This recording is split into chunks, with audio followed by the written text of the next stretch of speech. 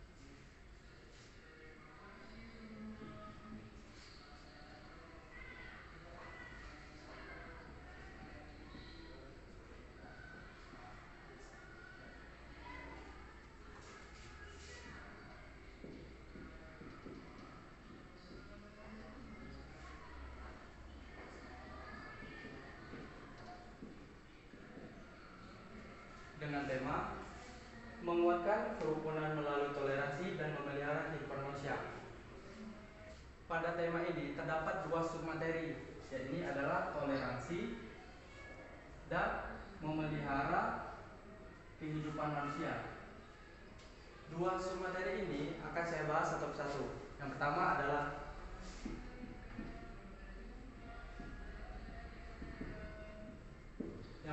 adalah toleransi.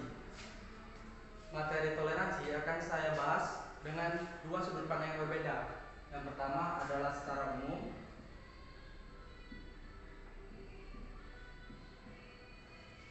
dan yang kedua adalah dari sudut pandang agama.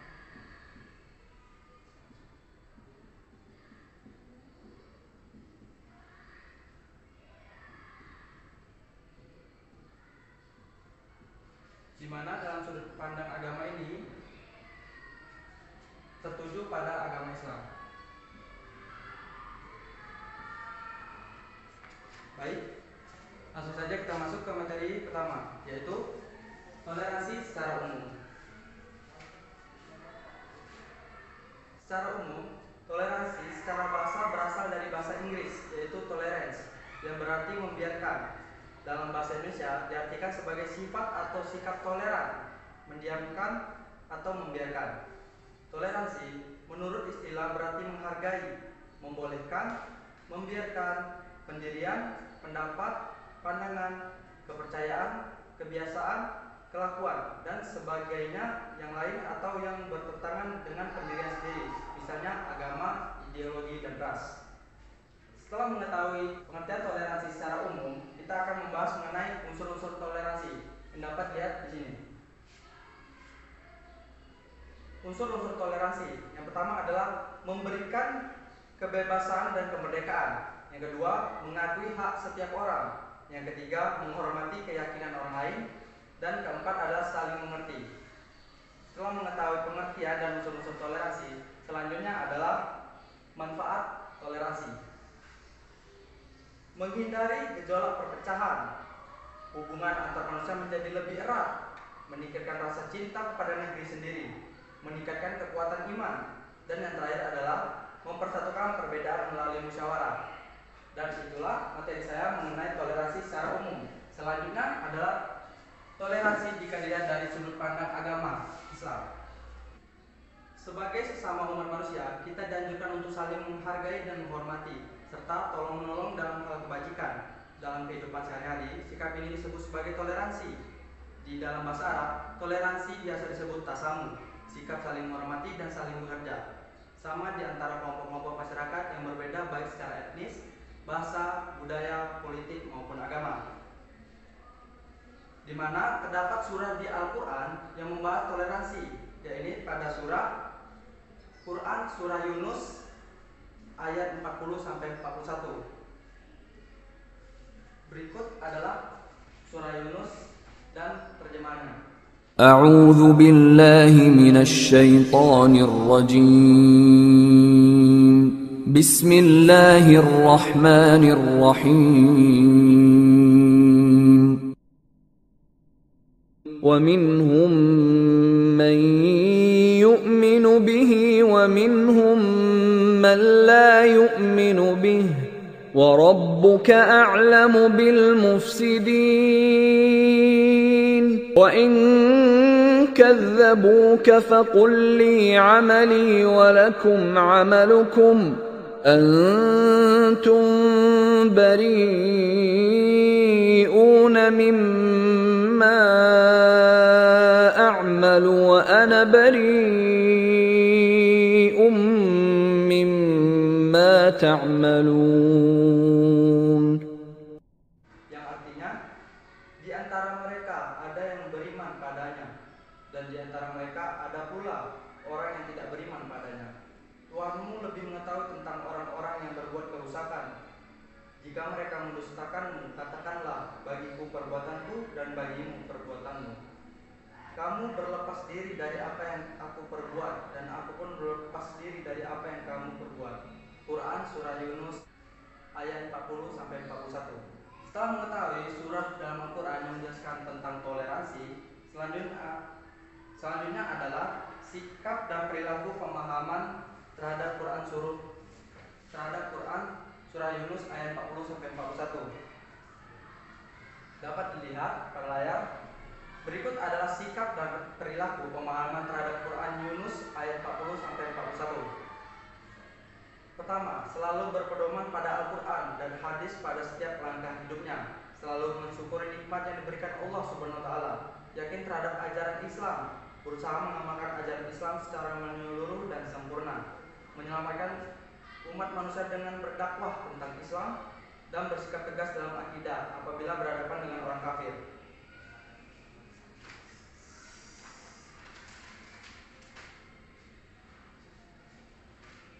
Selanjutnya adalah penjelasan isi tentang Quran Surah Yunus ayat 40-41. Islam merupakan agama yang paling menjunjung tinggi nilai-nilai toleransi. Sejak pertama kali muncul di muka bumi yang dibawa para rasul Allah Subhanahu wa Ta'ala, Islam telah mengajarkan nilai toleransi yang dikenal dengan konsep tasamuh, yang salah satunya mengatur bagaimana hubungan dengan umat beragama lain. Selanjutnya adalah hadis terkait perilaku toleransi. Dapat dilihat pada layar.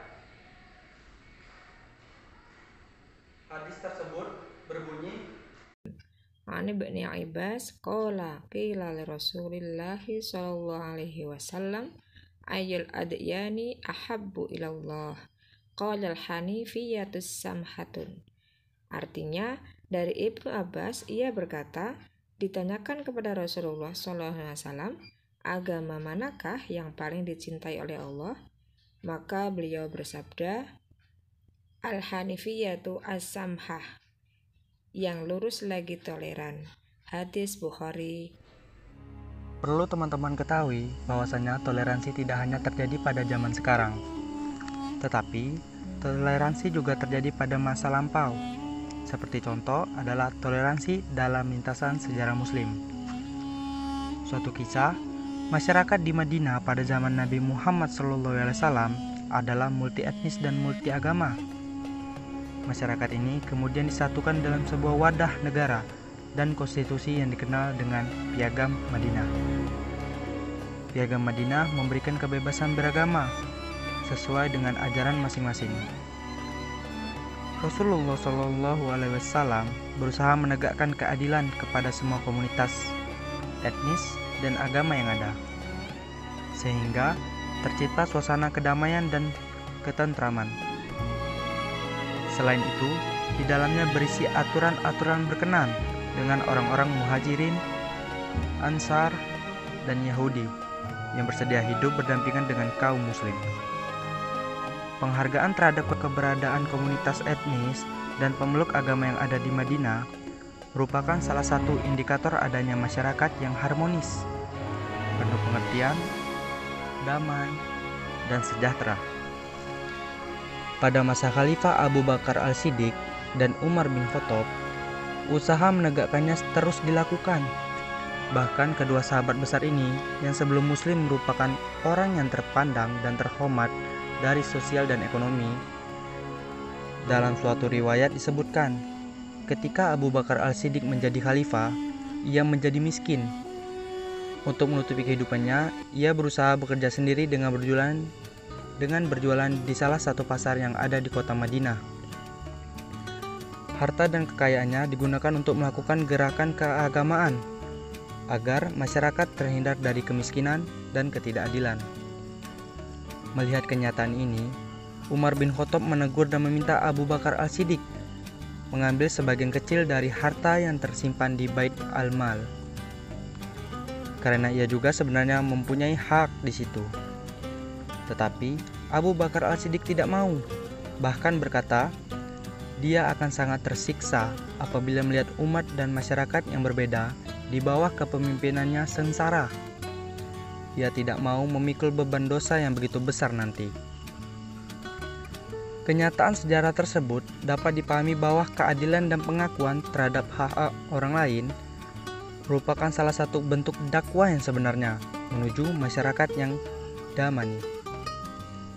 Islam mengajarkan nilai-nilai keadilan adalah amanah dan toleransi atau tasamuh. Nilai-nilai ini yang semestinya dikembangkan oleh penganut agama yang baik dalam kehidupan bermasyarakat, berbangsa, dan bernegara.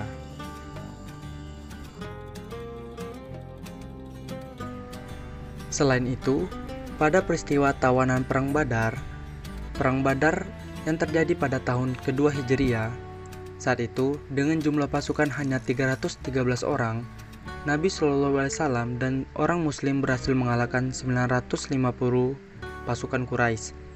70 orang mati dan 70 orang lagi menjadi tawanan orang Muslim. Perang dengan kemenangan pihak Muslim tersebut tidak membuat Nabi SAW sewenang-wenang. Justru beliau menampilkan sejumlah sikap toleransi Nabi yang layak menjadi teladan oleh umatnya. Pertama, beliau memerintahkan agar semua mayat yang ada, baik Muslim maupun musyrik, untuk dikuburkan. Alih-alih membiarkan mayat awan, beliau tetap memberikan penghormatan terakhir kepada mereka yang semasa hidupnya melawan dan menyakiti. Kedua, terkait dengan tawanan Perang Badar, Nabi SAW tidak mengambil keputusan secara pihak. Beliau melakukan musyawarah dengan para sahabat yang sekiranya layak dilakukan. Saat itu Umar bin Khattab menyarankan agar mereka dibunuh saja, karena andai mereka dilepaskan, kelak akan ada kemungkinan mereka akan kembali melawan Nabi Muhammad SAW. Sementara Abu Bakar justru menyarankan sikap yang lebih lunak. Beliau menyarankan Nabi SAW untuk mengambil tebusan dari mereka.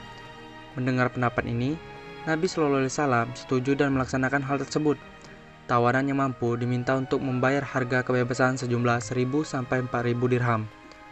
Sementara untuk mereka yang tidak memiliki harta dan kebetulan memiliki keahlian baca tulis, Nabi Muhammad SAW memberikan tebusan sangat solutif. Beliau memberikan 10 anak Madinah untuk diajari membaca dan menulis. Jasa itulah yang kemudian menjadi penebus kebebasan oleh Nabi Muhammad SAW.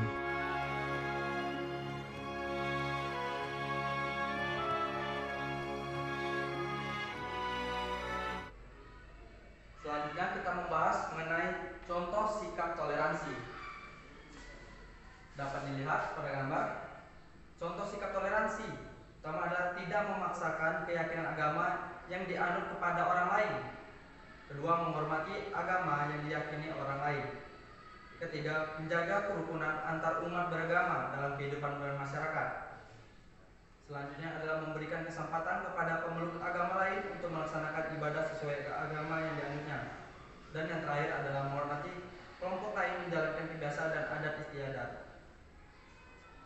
Jadi, pada kesimpulannya, toleransi merupakan salah satu indikator paling penting untuk menciptakan kerukunan umat beragama, yaitu sebuah kondisi kehidupan umat beragama yang berinteraksi secara harmoni, toleran, damai, saling menghargai dan menghormati perbedaan agama dan kebebasan menjalankan ibadah masing-masing.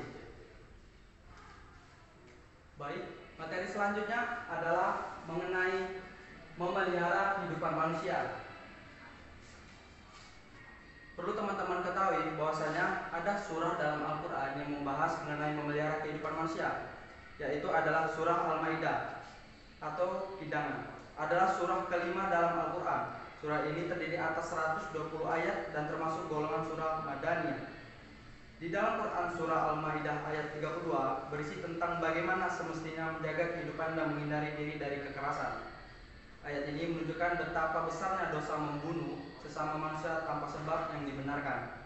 Dan dapat dilihat pada layar, Jadi inilah surah Al-Maidah ayat 32 yang berbunyi Bismillahirrahmanirrahim. من أجل ذلك كتبنا على بني إسرائيل أنه من قتل نفسا بغير نص أو فساد في الأرض فكأنما قتل الناس جميعا ومن أحياها فكأنما أحيا الناس جميعا ولقد جاءتهم رسلنا بالبينات ثم إن كثيرا منهم بعد ذلك في الأرض لمسرفون.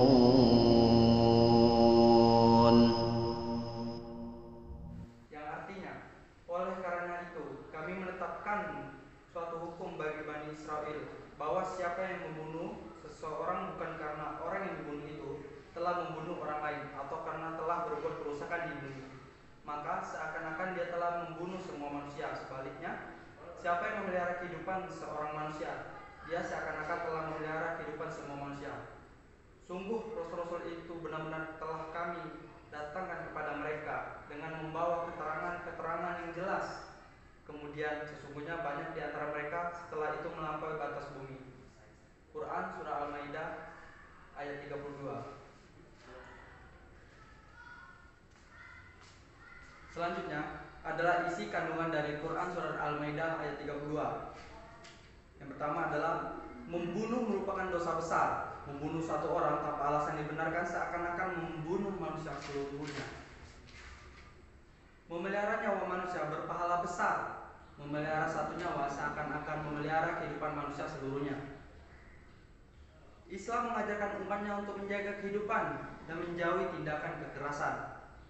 Selanjutnya, Allah Subhanahu wa Ta'ala telah mengutus para rasul dengan membawa keterangan yang jelas, termasuk mengajarkan untuk menjaga kehidupan dan memperingatkan agar menjauhi tindak kejahatan. Banyak di antara Bani Israel yang melampaui batas, meskipun mereka telah mengetahui keterangan yang jelas dari rasul yang mendakwai mereka. Dan yang terakhir, ayat itu juga berisi hinaan dan kecaman atas Bani Israel yang suka melampaui batas, melakukan pelanggaran dan sering membunuh tanpa sebab yang dibenarkan. Kemudian ada juga hadis yang menjelaskan tentang memelihara kehidupan manusia, yaitu hadis berikut. Hadis tersebut berbunyi, hadis ini riwayat Imam Bukhari. Abdullah bin Amr bin As radhiyallahu anhuma berkata, meriwayatkan sabda Nabi SAW, "Man qatala mu'ahadan lam yarih raihatal jannah wa inna rihaha tujadu min masirati 40 'ama." Barang siapa yang membunuh seseorang yang berada dalam perjanjian, maksudnya orang kafir yang di bawah naungan pemerintah Islam atau orang kafir yang sedang ada perdamaian dengan kaum muslimin, siapa yang membunuh mereka itu, maka dia tidak akan mencium bau surga, dan bau surga itu dapat tercium dari jarak 40 tahun. Gambaran daripada hadis ini adalah dua hukum syar'i tentunya. Yang pertama, tidak boleh mengganggu orang kafir yang di bawah naungan pemerintah Islam. Ini sudah sering saya ulangi, tidak boleh dalam Islam kita mengganggu tetangga non-muslim tanpa sesuatu yang dia lakukan. Tidak boleh merampas hartanya, tidak boleh menyakitinya, bahkan harus memberikan haknya. Yang boleh diperangi hanya kafir harbi namanya, orang-orang kafir yang dibawa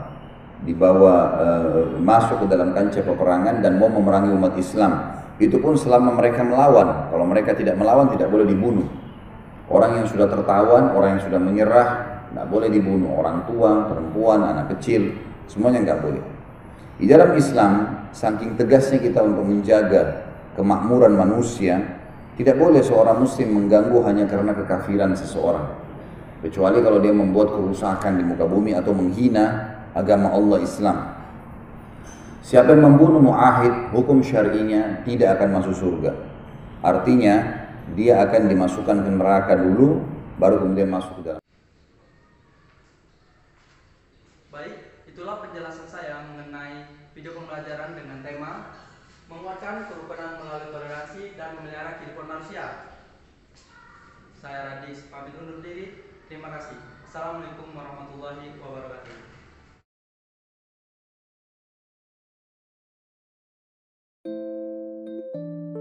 Di mata dunia, Indonesia dikenal luas akan keanekaragamannya. Beragam suku bangsa, budaya, agama, ras, dan bahasa saling berbaur jadi satu.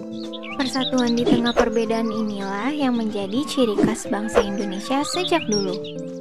Tercermin dalam semboyan Bhinneka Tunggal Ika, perbedaan bukanlah jadi penghalang tersatukannya tiap individu di Nusantara, melainkan perbedaanlah yang mempersatukan kita.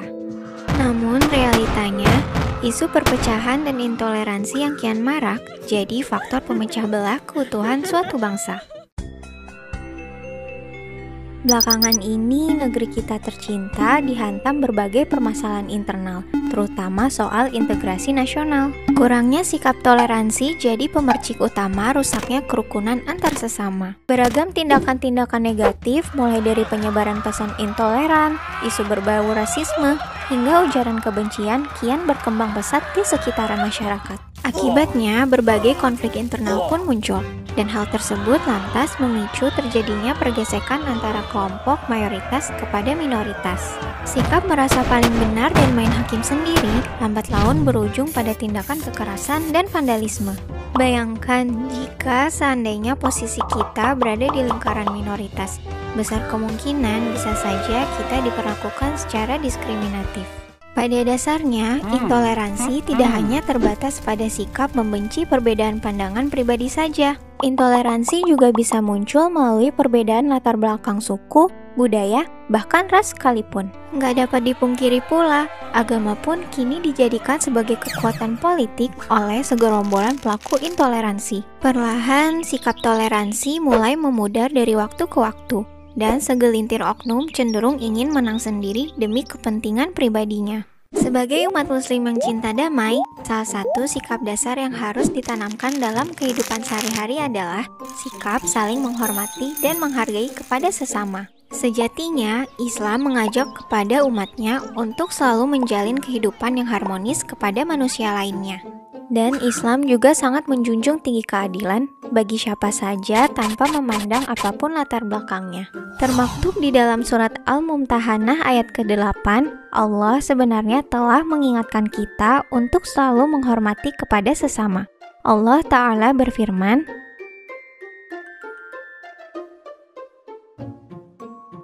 dari uraian tersebut dapat ditafsirkan bahwasanya Allah tidak melarang umat Islam dalam berbuat kebaikan, menyambung silaturahmi, hingga berbuat adil kepada orang-orang di luar Islam, selama mereka tidak memerangi kita karena agama. Dari hadis Bukhari, suatu waktu Rasulullah SAW pernah ditanya, agama manakah yang paling dicintai oleh Allah? Maka beliau menjawab, Al-Hanifiyah As-Samhah, yang lurus lagi toleran. As-Samhah berasal dari kata tasamuh, yang merujuk pada makna toleransi. Hadis tersebut sering digunakan sebagai rujukan Islam untuk mendukung sikap toleransi. Dengan berpegang teguh pada nilai-nilai Pancasila, kita seharusnya dapat meningkatkan rasa persaudaraan kepada antar sesama. Mencegah perpecahan akibat perbedaan adalah tugas kita semua sebagai warga negara Indonesia demi menjaga keutuhan bangsa. Hal tersebut dapat diwujudkan dengan menerapkan sikap toleransi di dalam kehidupan sehari-hari sedari dini.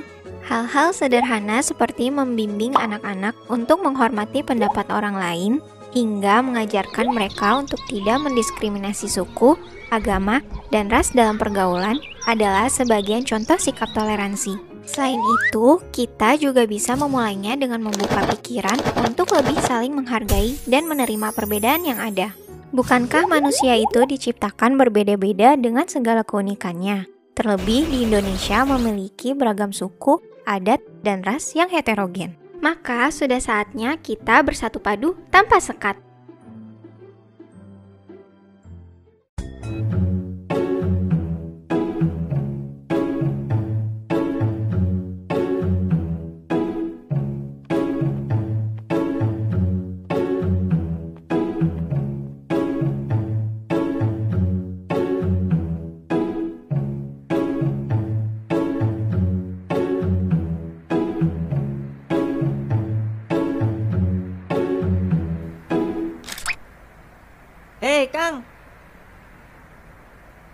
Cup, ayo pulang. Nggak bisa, Kang. Ada tugas nih, ngawal demo angkutan umum. Ya udah, saya pulang duluan ya.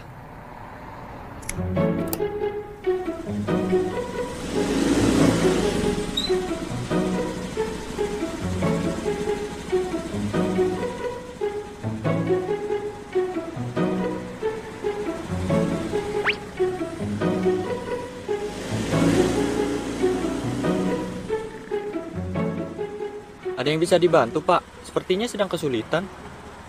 Iya, dari tadi saya nunggu angkot tapi nggak ada. Sedang ada demo angkutan umum. Bagaimana kalau saya antar saja? Begitu ya, jadi merepotkan nanti Pak. Tidak apa-apa, Pak. Ini helmnya. Terima kasih banyak ya Pak.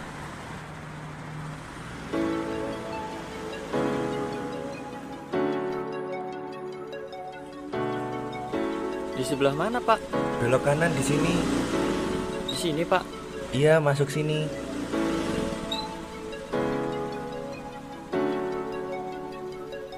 Ayo, ini dibawa masuk.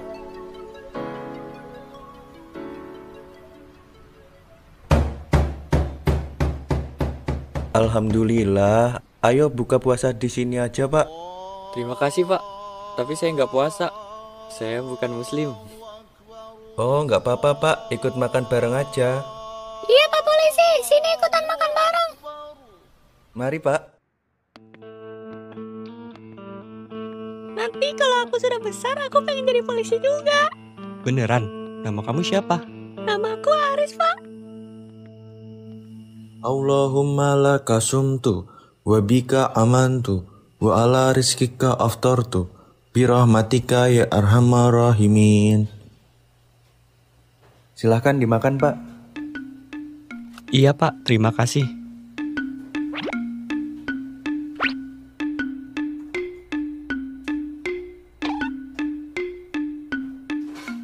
Loh, kenapa buka puasanya pakai kurma aja? Ya, karena kita mengikuti sunnah Nabi Muhammad SAW. Saat beliau berbuka puasa, cukup dengan air putih dan 3 butir kurma. Oh, gitu. Iya, Dek. Lagi pula, kurma memiliki manfaat yang baik bagi tubuh dan juga memiliki segudang nutrisi yang baik. Kalau gitu, aku akan makan kurma yang banyak. Habis ini baru kita makan nasi. Yaudah yuk kita sholat maghrib dulu.